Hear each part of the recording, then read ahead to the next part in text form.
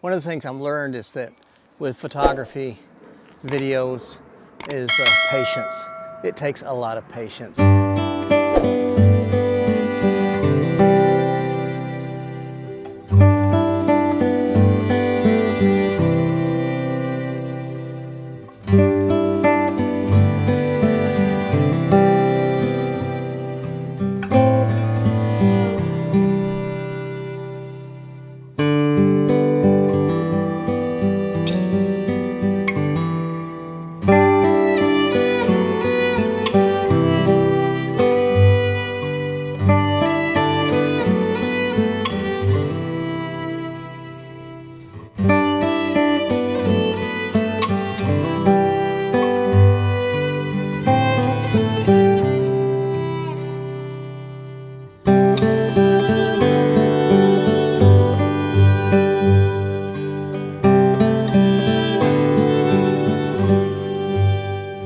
Well, this is the earthen berm that holds the water in here at Lake Reynovia. See, the sun's popping up now, bright. Whoops, there's a bunny rabbit. See if I can get a picture of it. Just a minute.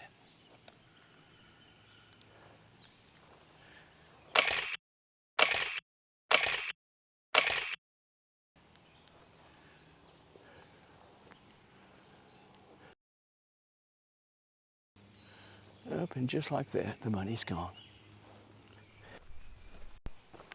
Well, good morning. Dan here. Thanks for joining me again. Like I said, the thing about wildlife photography is the unpredictables. And it teaches me patience, and it teaches me to be quiet as I move along the path so that I don't disturb the wildlife that might be out here.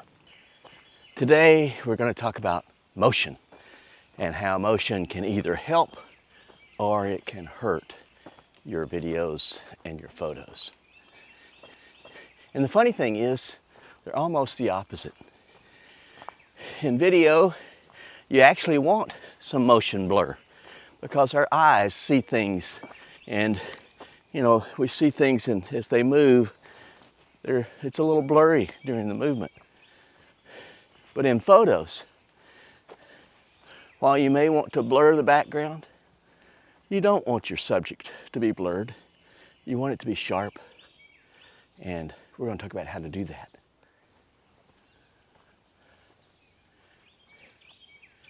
It's a pretty morning. We're still here at Lake Reynovia in Virginia, and we have a goose that's out for his early morning swim. Let's see if we can't get a couple of pictures here.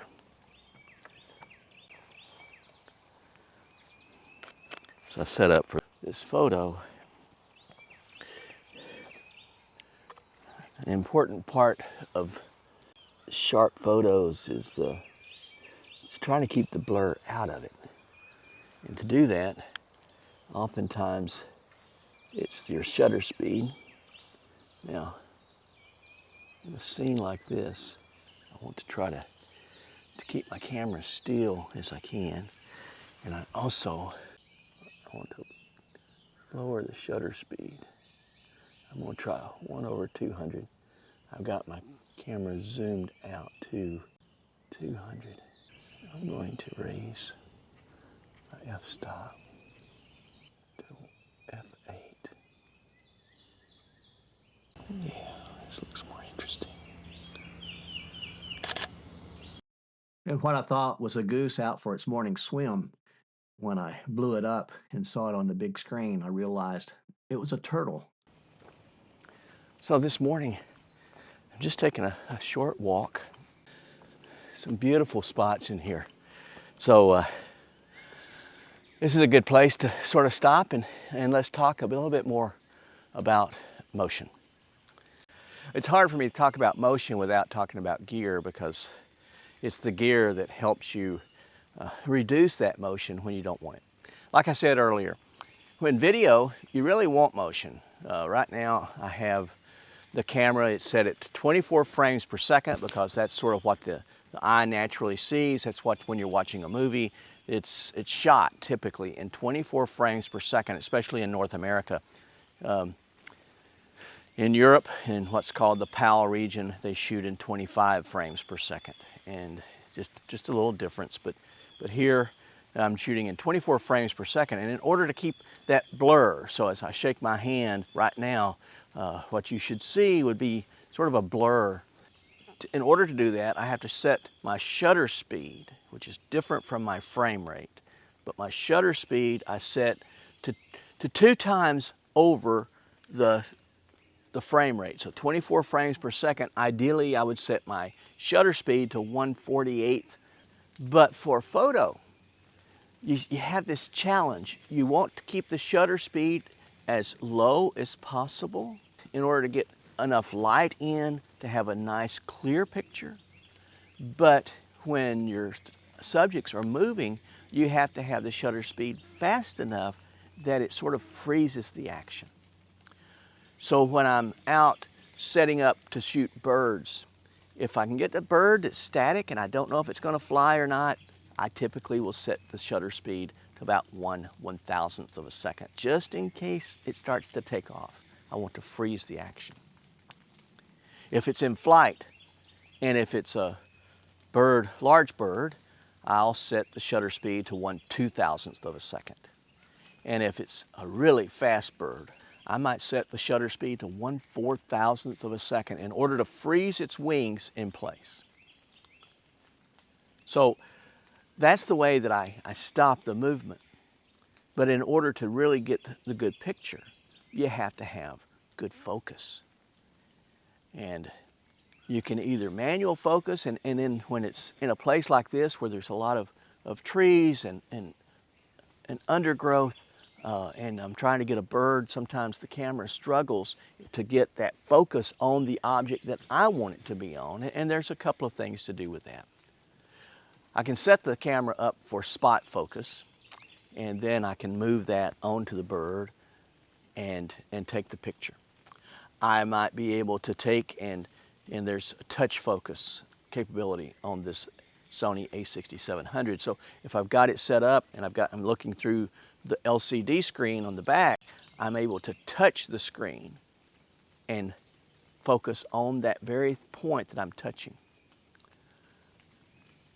But really the best way for me is then to move the camera over to manual focus, and then I can manually focus the lens right on the bird or the subject that I'm trying to take a picture of.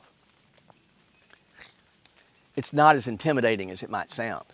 There's another aspect to this camera that's called focus peaking, and what it does is it will highlight that thing that's in focus. So I've got mine set to red, and so when I focus in on an object and it turns red, then I know that I'm in good focus. It also will magnify the object that you're trying to focus on. You can turn these functions on or off, but I have them turned on for mine. So I have it where it magnifies it 3 times of the thing that I'm trying to focus on, and then that helps me continue to focus it, and then when it's red or it's outlined in red, I know that I have that object in focus. Finding it hard to talk about motion without talking about equipment. And I don't want to leave you with the impression that you have to have a lot of equipment or expensive equipment in order to take good pictures. The best camera that you have is the one that you have with you right now, and you can use a lot of these same techniques, whether it's an action camera like what I'm taking this video with right now, or your telephone camera. They have amazing cameras in these phones these days. And there are some limitations, but there's limitations on every piece of equipment. The limitations with this action camera or with your phone is often that they have one lens Some of the newer phones now have 3 or 4 lenses, and that's pretty amazing. Each lens gives you a different focal length. This lens here, it's a 28 to 200 millimeter lens, so its focal length goes from 28 millimeters to 200 millimeters, and its aperture is an f2.8 to f5.6. So f2.8 at the 28 millimeter mark, and when I zoom in to 200 millimeters, then the f-stop is, the minimum is 5.6.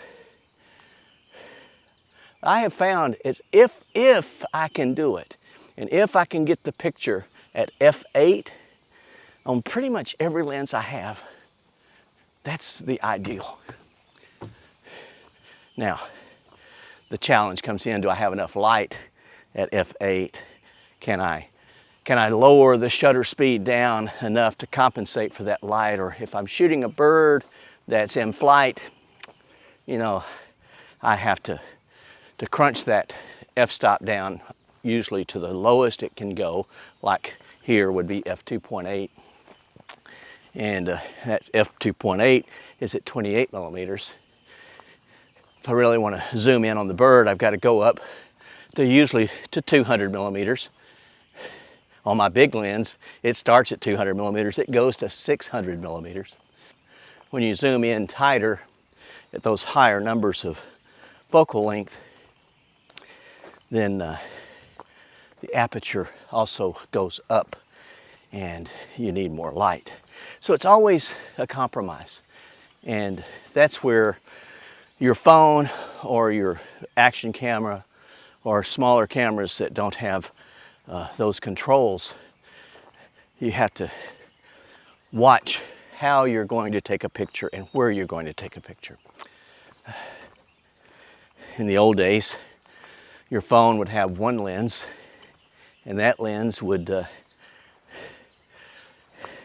have something called a zoom, but it really wasn't a zoom, it was just cropping in on the sensor more so that it looked bigger, but it's what's called a digital zoom, and so you would introduce a lot more noise, it would get grainier, fewer pixels that make up the photo. Pixels are these little dots of different colors, red, green, and blue, and they mix together in order to paint the picture on the sensor to make the picture that you see. So with smaller cameras, you have to sort of deal with what you have. So you're looking for good lighting, and lighting becomes even more important there because it's harder to compensate for them than on a bigger camera. You also can't maneuver the shutter speed as easily, and so to get birds in flight might be a little more challenging, but you can get them when they're stopped, and if you get the good lighting and if that's what you're looking for when you go out to take your picture, you just take all of those things in consideration. I mean, even with things like this, I'm often tempted to try to overshoot my gear. This is a 200 millimeter lens, and I've found that, you know, it's good for really things that maybe within maybe 100 feet, it does real well. If I go too far and try to overreach, then I'm still having to crop in on the picture in order to get the subject that I'm shooting in. And that's where it starts to break down and it looks blurry and it's not as sharp and crisp as I would like. When I use my 600 millimeter lens, then I also do the same thing. I tend to try to overstretch its capability, shooting really long distances, thinking that I can get it and then pull it in. And when I'm editing the photo, I try to crop it in too tight and it starts to break down.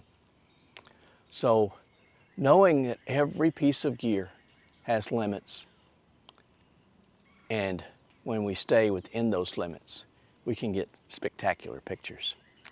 Whether we're trying to compensate for the atmosphere, the heat, the cool, the fog, the haze, or whether we're trying to compensate for motion, to keep the motion blur out so that our photos are taken with enough light, but fast enough to freeze the image that we're trying to take the picture of.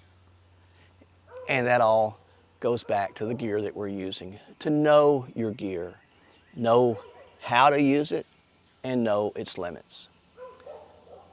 Well, thanks for coming along with me. Hope this has been helpful to you. I continue to learn as I try to prepare for one of these videos. I learn so much. And I learn as I reflect back on it, I learn what I've been doing wrong, and it helps me. I mean, like the overreach of my gear. As I'm doing this video today, I stop and think, you know, that was a sharp picture. What was the difference between that one and this one? And usually, it's I'm trying to make my gear do what it's not equipped to do. Well, that's it for today. Stay safe, stay healthy, stay on the path, and God bless you.